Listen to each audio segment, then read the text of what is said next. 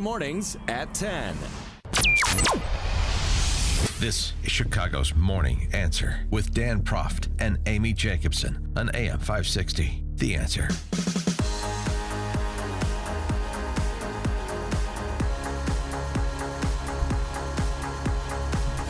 Top of the morning, Dan and Amy. The Russian collusion delusion is over, according to Trump, and his rally in Grand Rapids, Michigan last night. He also said it was an effort to sabotage the 2016 election that failed. This was nothing more than a sinister effort to undermine our historic election victory and to sabotage the will of the American people. This is the one we want. We want ourselves. We want us. And that's what we got. We got us, babe. Also taking out after pencil-necked Adam Schiff. Little pencil-neck Adam Schiff. He's got the smallest, thinnest neck I've ever seen. He is not a long ball hitter. Oh, my.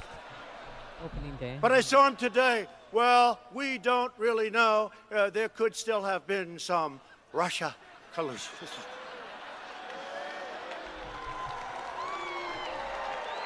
Sick. These are sick people. All right. Well, with that, we'll turn over to our own long ball hitter. He is a long ball hitter. He is, yes. Yeah, and he's particularly healthy. Ask him how opening day was. Especially mentally healthy. He is Andy McCarthy, former Chief Assistant U.S. Attorney for the Southern District of Manhattan, contributing editor, National Review, nationalreview.com. And he's basically been more or less right, with a little bit of an exception on Comey, who he was deferential to in the beginning. This entire 2 years of the Russian collusion investigation. Andy McCarthy, thanks so much for joining us again. Appreciate it. Morning, Dan. Morning, Amy. Morning. Hello. Is President Trump right that the Russian collusion delusion is over? No, I don't think so. I think, he could be setting himself up for problems because collusion's a confusing word, and the more he speaks in absolute terms that there was, absolutely no collusion, and anyone who says so is a crazy person, then what he's doing is giving incentive to his critics to go through this report, which we are ultimately going to see, I think, most of. And the problem here has always been that collusion, as I've said before, is a weasel word because it envelops some activity that's criminal and some activity that's not. And a lot of the activity that's not can be disturbing, unsavory activity. So, the illegal stuff would be conspiracy to commit espionage. And I think that when Attorney General Barr reports that Muller found no evidence of collusion, that's what he's talking about. And as I've said again and again, I don't see why anybody should be surprised by that, because if you've been reading Mueller's charging documents all along, they seem to preclude the possibility of a criminal conspiracy between the Trump side and the Kremlin. And where I fault Mueller on this is that by my reading of the timeline, I think he knew that there was no criminal collusion case, that is, there was no espionage conspiracy, no later than the end of 2017. And, it's interesting. I listened this morning to Byron York has a terrific podcast that he's now doing, and he interviewed John Dowd, the president's original lawyer, who's a terrific guy and a really smart, savvy guy. And he confirms my suspicion. He thinks that by November, December, he thought this case might actually wrap up around Thanksgiving of 2017 because they had given Mueller all the evidence and it was clear there was no conspiracy. So I think they knew that for over a year and a half.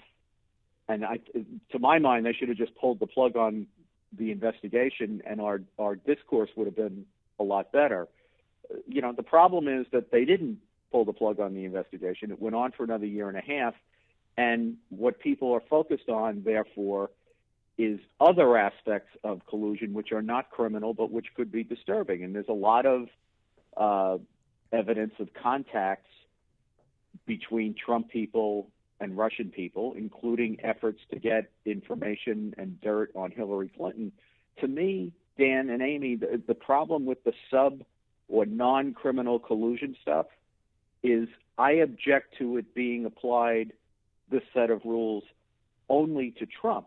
I'm not going to sit here and say that, there's no evidence of collusion, because I think there's plenty. And for example, I find the Trump Tower meeting very disturbing.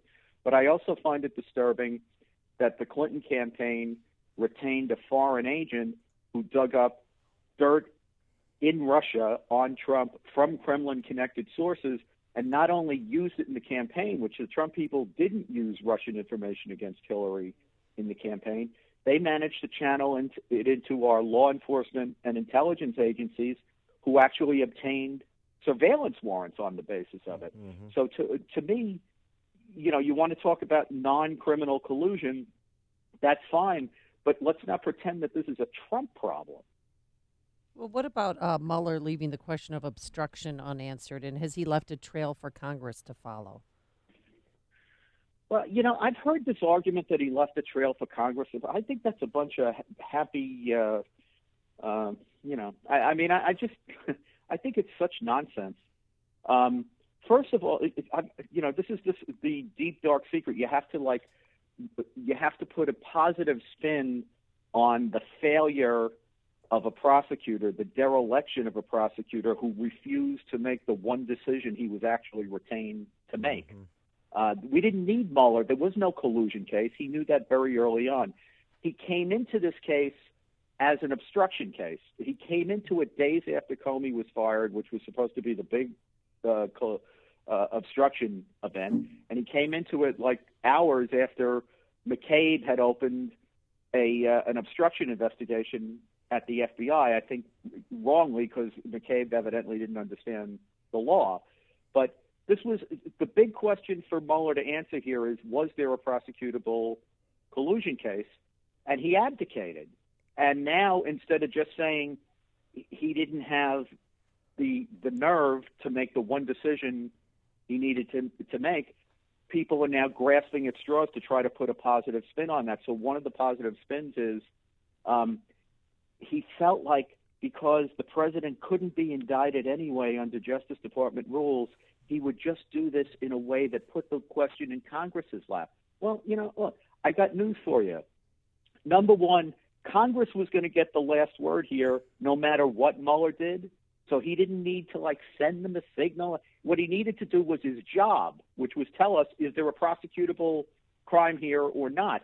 As I've pointed out a number of times, Mueller was not counsel to an impeachment committee of Congress. He was a federal prosecutor. And the job of a federal prosecutor is to tell us in what the regulations say is supposed to be the prosecutor's report to the Attorney General and the Justice Department, is there a prosecutable crime or isn't there? And he wouldn't answer the question. That's not because he was trying to convey a message to Congress. Congress doesn't need a crime to take action. He didn't answer the question. Right. He didn't answer the question. And in not answering the question, he also provides opportunities for some Democrats, to spin conspiracy theories about Bill Barr now engaged in the cover-up, covering something up, mischaracterizing the report. And you write about this, too, in terms of more crystal reading by the D.C. press corps, the emphasis on the Mueller report as being 300-plus pages, that is meaningful to them. And you suggest that is absurd to suggest. Well, Barr is a very smart guy and a very savvy guy. And he also happens to be a very scrupulous guy. But I always try to downplay somebody's personal honor. Not that I think it's unimportant. We always hope that we get honorable people. But I always have thought that the beauty of our system is that, it gives bad people an incentive to do the right thing, not because they're good people, but because, the in their practical interest. Reality and the pressure is on you to do the right thing. So here you have Barr, and he's writing a report or a summary that he knows eventually we're going to get this report, or we're going to substantially get it. And people are going to, with a fine-tooth comb, compare the report to what he said in his letter. Why on earth would he misrepresent it? It's not like one of these situations where, you say something and you hope that nobody's ever going to investigate what you've said and what you were relying on. He knew precisely that people are going to be able to compare what Mueller said and what Barr said. So, of course, he's going to accurately reflect it, not because he's a wonderful guy. He happens to be, but that's not the reason. It's in his interest to play it straight. So, there's no reason to think that he's done anything except represent this accurately. But the fact is, the political environment we're in, and maybe this is the way, Dan, it could be just the way this is the way politics is, but the fact of the matter is, if he gave them 99.999% of this thing and withheld a comma, they would say the comma was the cover-up. Exactly, right. So exactly. To me, that's just politics. That's what they do. I wanted to get your reaction to what Jim Comey said about the report in his sit-down with Lester Holt this week, saying, among many things, that the report exonerates the FBI, not President Trump. Do you agree?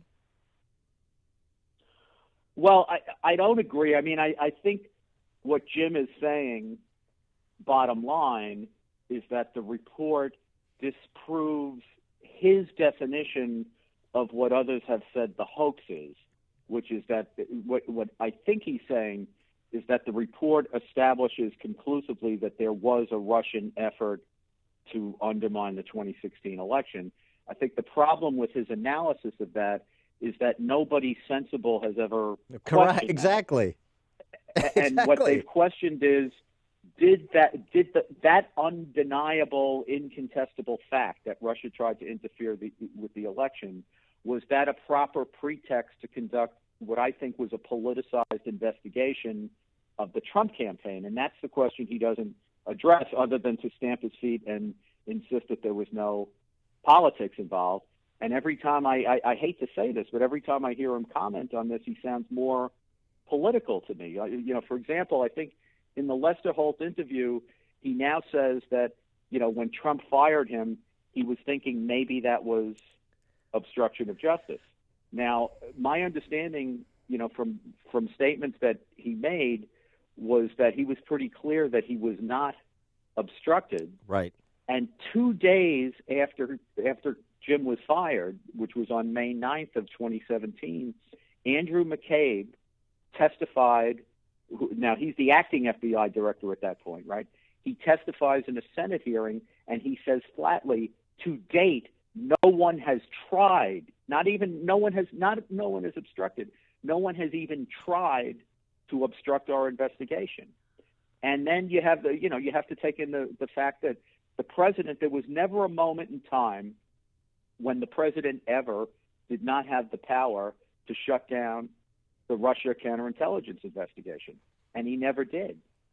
So, you have the other people. You have Comey before he got fired saying there was no obstruction, and saying in testimony that never in his career had he gotten political heat to, the political instruction to shut something down. The day after, or 2 days after he gets fired, you have the acting FBI director saying that to date no one has tried to obstruct us. And we now have Mueller having written a 300-page report because he got 2 years to investigate this, even though Trump could have shut it down any second. Yeah, I think Jim Comey is spending too much time navel-gazing in the forest, and he needs to come back to us here. Andy McCarthy, former Chief Assistant U.S. Attorney, Southern District of New York, contributing editor at National Review, where you can always get his musings on point. Mueller report said to exceed 300 pages, his latest to check out. Andy, thanks as always for joining us. Appreciate it. My pleasure. Have a great weekend. You too. And he joined us on our turnkey.pro answer line. Connect with Dan and Amy using the AM 560 mobile app. Download it today at 560theanswer.com/mobile.